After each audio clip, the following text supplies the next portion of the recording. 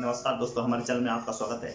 आज हम लोग देखेंगे मेल रिप्रोडक्टिव पार्ट, यानी मेल रिप्रोडक्टिव पार्ट क्या होता है। ठीक है, कितने होते हैं। देखिए, मेल का सबसे मेन रिप्रोडक्टिव पार्ट जो होता है वो होता है टेस्टिस। देखिए, टेस्टिस जिसे हम लोग ब्रीसर बोलते हैं। देखिए, टेस्टिस ऐसे होता है,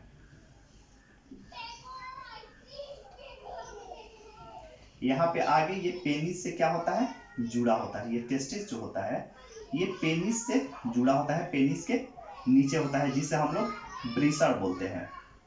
जिसे हम लोग क्या बोलते हैं, ब्रीसर बोलते हैं। और इसके बाहरी जो दीवार होता है यहाँ पे बाहर ये इसके प्रोटेक्शन के लिए रहता है, जिसे हम लोग इपिडिडमिन बोलते हैं। इसे हम लोग क्या बोलते हैं, इपिडिडमिन बोलते हैं। देखिए, ये टेस्टिस जो होता है वो मेल में जो है प्रजनन का काम करता है, यानी इसी में जो है टेस्टिस में ही स्पर्म बनता है। देखिए, ये टेस्टिस होता है,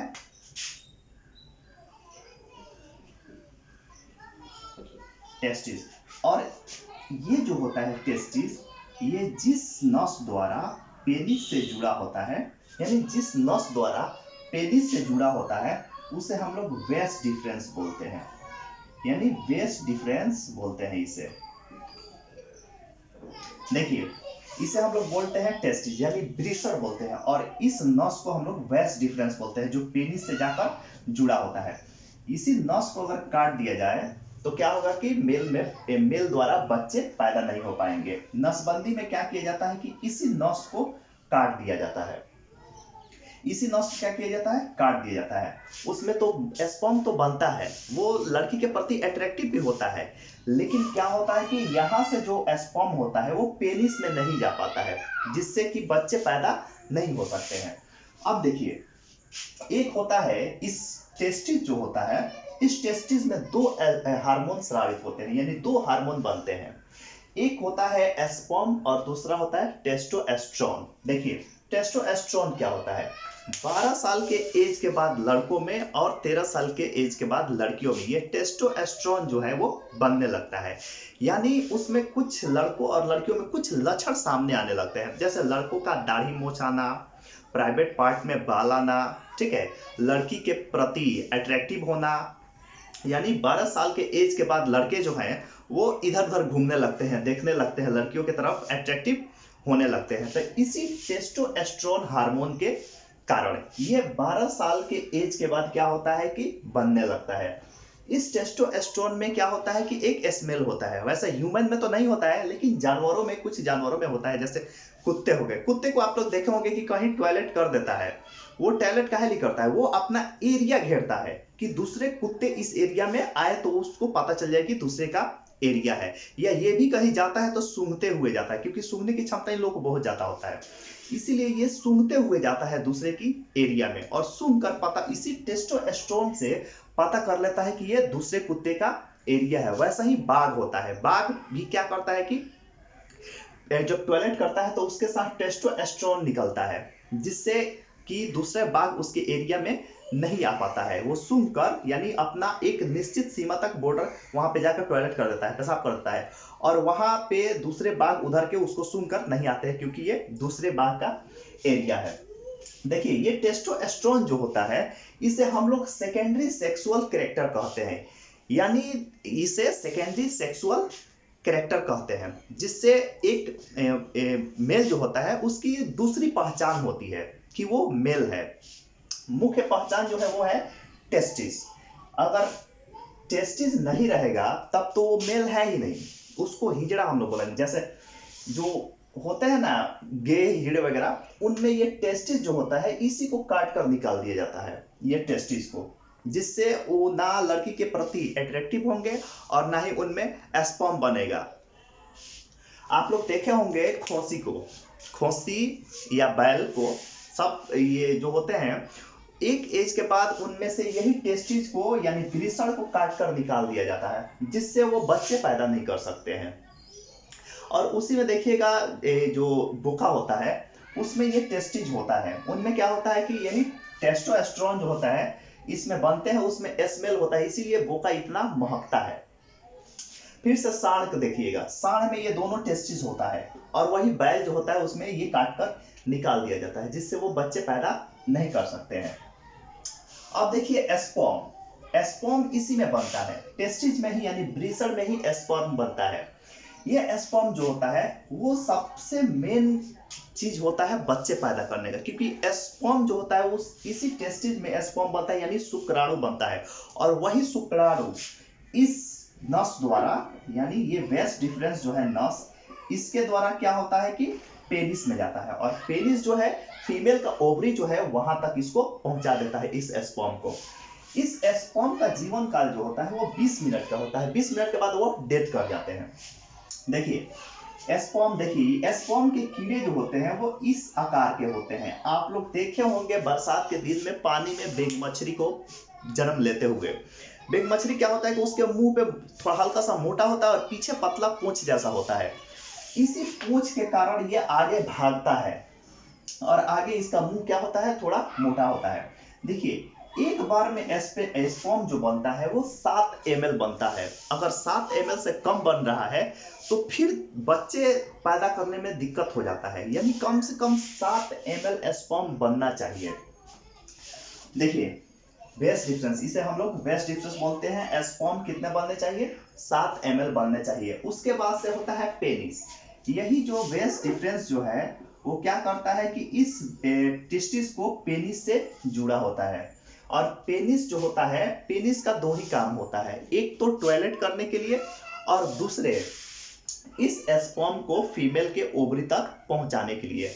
अब देखिए नसबंदी जो कराया जाता है, नसबंदी, उसमें क्या किया जाता है कि यही नस को यानी वेस डिफरेंस जो है, यानी जिस नस द्वारा ये टेस्टिस जो है ब्रीसर पेनिस से जुड़ा होता है, इसी नस को काट दिया जाता है, जिससे क्या होता है कि इसमें एस्पर्म तो बनेगा, वो औरत के प्रति अट्रैक्टिव भी होगा, फीमेल के प्रति अट्रैक्टिव भी होगा, लेकिन क्या होगा कि ये एस्पर्म जो है वो फीमेल में नहीं जा पाएगा। वो सेक्सुअल रिलेशन भी करेगा, सेक्सुअल संबंध भी बनाएगा, लेकिन ये एस्पर्म जो है वो फीमेल में नहीं जा पाएगा, जिसके कारण क्या होता है कि बच्चे पैदा नहीं होते हैं। यानी नस को बंद कर देना ही क्या कहलाता है, नसबंदी कहलाता है, यही वेस डिफरेंस को। देखिए अब देखिए क्या होता है कि इसमें एक प्रॉब्लम आता है। ये हमारा टेस्टिस जो होता है, यहाँ पे देखिए, ये हमारा टेस्टिस जो होता है इसको ज्यादा तापमान की जरूरत नहीं होता है। ये टेस्टिस जो होता है इसको तापमान की जरूरत नहीं होता है, इसे टेम्परेचर चाहिए 30 डिग्री से भी कम, यानी 30 डिग्री सेल्सियस से भी कम इसको टेम्परेचर चाहिए। अब हमारे शरीर का तापमान 37 डिग्री सेल्सियस रहता है और इसको 30 डिग्री से भी कम चाहिए। अब कैसे होगा, 30 डिग्री से ऊपर गया तो ये एस्पर्म ही मर जाएगा, इसमें के जो शुक्राणु होते हैं वही मर जाएंगे, ये शुक्राणु जो होते हैं वही मर जाएंगे 30 डिग्री से ऊपर तापमान पे। अब क्या होगा, तो फिर कैसे हम लोग का एस्पर्म बनता है, कैसे बच्चे पैदा होते हैं, जबकि हमारे शरीर का तापमान जो होता है वो 37 डिग्री होता है। तो आपने देखा होगा कि ये टेस्टिस जो होता है हमारे शरीर के बाहर होता है। बाहर कैसा होता है, नीचे लटका हुआ होता है, हमारे पेनिस के नीचे होता है, यानी हमारे शरीर के अंदर नहीं होता, हमारे शरीर के बाहर होता है। इसीलिए आप देखिएगा कि हमारा टॉयलेट जो होता है वो गर्म होता है और ये एस्पर्म जो होता है वो ठंडा होता है, पाला होता है, क्योंकि इसको 30 डिग्री से ऊपर तापमान नहीं चाहिए, नीचे ही चाहिए, नहीं तो इसमें के जो शुक्राणु होते हैं, एस्पर्म जो होते हैं वो नहीं बन पाएंगे, मर जाएंगे। अब देखिए एक और प्रॉब्लम होता है, जैसे ये तो हो गया, ये हो गया हमारा टेस्टिस, ये हमारे पेनिस से जुड़ा हुआ है। अब पेनिस का तो 2 काम होता है, टॉयलेट भी तो पेनिस से ही न करना है। यहाँ पे मान के चलिए कि हमारा जो है ये किडनी है, मान के चलिए,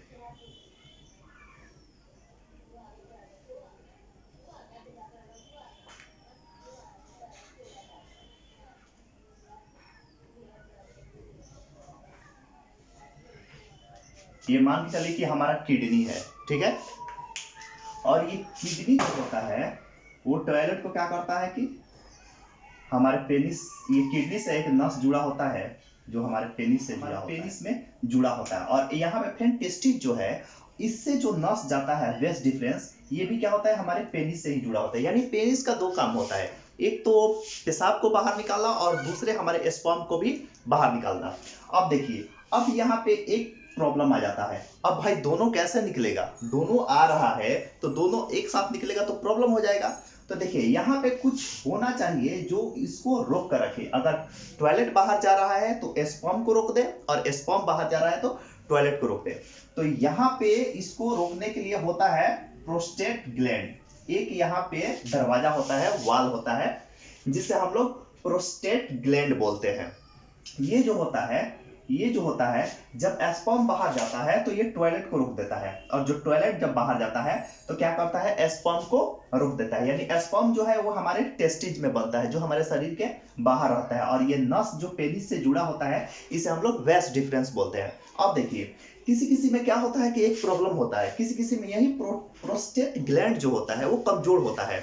तो रात में क्या होता है कि मेंटली डिसऑर्डर के कारण क्या होता है कि स्पर्म निकल जाता है, और यही स्पर्म अगर लगातार होता है, डेली डेली होता है, तो ये एक प्रकार का बीमारी होता है। इसे इलाज करने के लिए इलाज करना जरूरी होता है। हालांकि इलाज करने से क्या होता है, ये ठीक हो जाता है।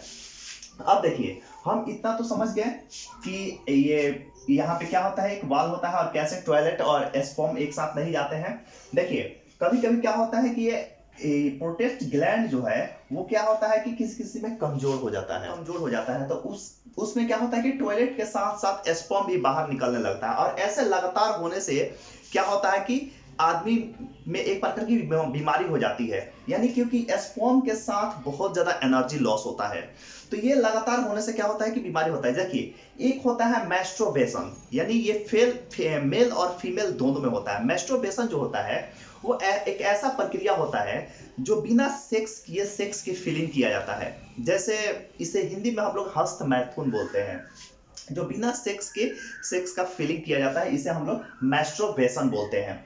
ये अगर ये मेल में भी होता है और फीमेल में भी होता है। ये जो होता है, मेल जो होते हैं वो जानबूझकर ये स्पर्म को लगातार ज्यादा बाहर निकाल देते हैं, जिसे मैस्ट्रोबेशन कहते हैं। जिससे क्या होता है कि ये प्रोस्टेट ग्लैंड जो है ये कमजोर पड़ जाता है, और कमजोर होने से क्या होता है कि ये अपने आप स्पर्म जो है वो बाहर निकलते रहता है टॉयलेट के साथ, जो एक लंबी बीमारी यानी आगे चल के बहुत खतरनाक बीमारी यानी ये क्या बोलते हैं, प्रोस्टेट कैंसर का रूप ले लेता है। देखिए, मेल में कॉमन जो प्रोस्टेट कैंसर जो होता है, कॉमन कैंसर जो होता है वो प्रोस्टेट कैंसर होता है, प्रोस्टेट कैंसर। और फीमेल में जो होता है वो ब्रेस्ट कैंसर होता है। ये ब्रेस्ट कैंसर होता है फीमेल में। औरतों में वो बच्चों के दूध ना पिलाने की वजह से, औरत जो सब है अभी की, वो बच्चों को अपना दूध नहीं पिला रही है, ज्यादातर वो बाहर का ही दूध पिला रही है, अपना दूध नहीं पिला रही है, जिससे क्या होता है कि उनमें ब्रेस्ट कैंसर हो जाता है। तो देखिए, इतना क्लियर हो गया। अब चलिए हम लोग फिर एक बार इसको समझ लेते हैं। देखिए, मेल में जो सबसे रिप्रोडक्टिव पार्ट जो होता है वो क्या होता है, टेस्टिज होता है। ये टेस्टिज, ये किससे जुड़ा होता है, ये पेनिस से जुड़ा होता है, पेनिस से जुड़ा होता है। और इसको पेनिस से जो जोड़ने का काम करता है उसे वेस्ट डिफरेंस बोलते हैं। इसके बाहरी आवरण जो होता है उसे इपिडिडमिन बोलते हैं। देखिए, इपिडिडमिन बोलते हैं। यहाँ पे एक वाल होता है जो स्पर्म को एक साथ टॉयलेट और स्पर्म को जाने से क्या करता है कि रोकता है। यानी किडनी से आने वाले टॉयलेट जब आता है तो स्पर्म को रोक देता है, और स्पर्म जब जाता है तो टॉयलेट को रोक देता है। इसे हम लोग प्रोस्टेट ग्लैंड बोलते हैं। क्या बोलते हैं, प्रोस्टेट ग्लैंड। अब देखिए, उसके बाद से देखिए टेस्टोस्टेरोन को बताएं कि इसी में स्पर्म और टेस्टोस्टेरोन हार्मोन बनता है। तो टेस्टोस्टेरोन हार्मोन जो होता है वो एक पुबर्टी एज होता है, यानी वैसा एज जिस एज में लड़कों और लड़कियों में फीलिंग जमने लगता है, लड़कों के प्रति लड़कियों में फीलिंग होने लगता है, और लड़कियों के प्रति लड़कों में फीलिंग होने लगता है, उसे पुबर्टी एज बोलते हैं। यानी लड़कों में क्या होता है कि दाढ़ी मूंछ आने लगता है, प्राइवेट अंग में बाल आने लगता है, और लड़कियों में क्या होता है कि स्तन का विकास होने लगता है। इसे हम लोग पुबर्टी एज बोलते हैं। देखिए इसे हम लोग वास डिफरेंस बोलते हैं। ये पेनिस से जुड़ा होता है, इसमें स्पर्म बनता है, नसबंदी में इसी नस को काट दिया जाता है जिससे कि बच्चे पैदा नहीं हो पाते हैं। और इसको अगर निकाल दिया जाए तो क्या होगा कि फीलिंग ही नहीं होगा, यानी मेल में कोई फीलिंग ही नहीं होगा, औरतों के प्रति कोई फीलिंग नहीं होगा, उनमें स्पर्म ही नहीं बनेगा। ये नस काट दिया जाएगा तो फीलिंग होगा, स्पर्म बनेगा, बट बच्चे पैदा नहीं होंगे। चलिए इतना क्लियर हो गया, मेल रिप्रोडक्टिव पार्ट क्लियर हो गया। अब इसके नेक्स्ट वाले वीडियो में हम लोग फीमेल रिप्रोडक्टिव पार्ट को देखेंगे। चलिए इतना को नोट कर लीजिए आप लोग।